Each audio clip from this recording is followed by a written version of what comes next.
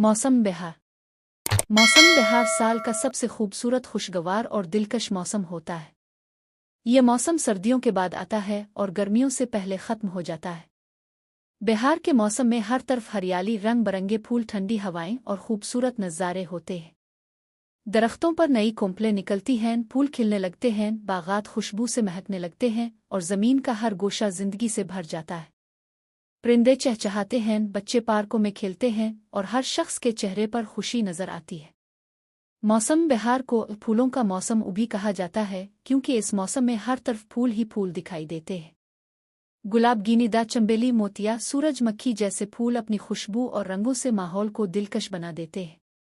इस मौसम में फिजा ठंडी, साफ और हल्की हल्की हवा से भरपूर होती है, जो जिस्म और दिमाग को ताजगी बख्शती है।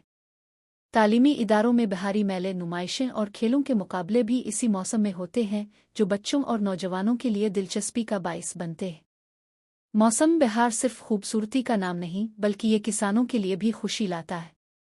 नई फसलें तैयार होती हैं, ज़मीन हरी भरी होती है और सब कुछ ताज़ा दिखाई देता है।